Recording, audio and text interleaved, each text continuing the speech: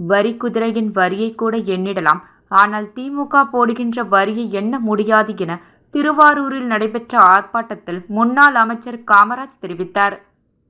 தமிழகத்தின் 3வது முறையாக மின் கட்டணத்தை உயர்த்தியும் நியாய விலை கடைகளில் வழங்கப்பட்டு வரும் பருப்பு, பாமாயில் ஆகியவற்றை நிறுத்த முயற்சிக்கும் திமுக அரசை கண்டித்து தமிழகம் முழுவதும் மாவட்ட தலைநகரங்களில் அதிமுகவின் பொதுச் செயலாளர் எடப்பாடி பழனிசாமி கண்டன ஆர்ப்பாட்டம் நடைபெறும் என அறிவித்த நிலையில் தமிழகம் முழுவதும் இன்று அதிமுகவினர் கண்டன ஆர்ப்பாட்டத்தில் ஈடுபட்டனர். திருவாரூர் புதிய ரயில் நிலையம் முன்பு முன்னாள் உணவுத்துறை அமைச்சரும் நன்னிலம் சட்டமன்ற தொகுதி உறுப்பினருமான காமராஜ் தலைமையில் ஆர்ப்பாட்டம் நடைபெற்றது.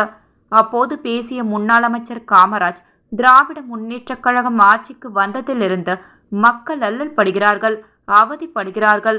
3 ஆண்டுகளாக மக்களை அல்லல் படுத்துகின்ற ஆட்சியாக திமுக உள்ளது. வரி குதிரையில் இருக்கிற வரியை கூட எண்ணிவிடலாம், திமுக போடுகின்ற வரியை எண்ணவே முடியாது என்பதை எண்ணிக்கை இருந்து கொண்டிருக்கிறது. எதற்கெடுத்தாலும் வரியாக உள்ளது என பேசினார்.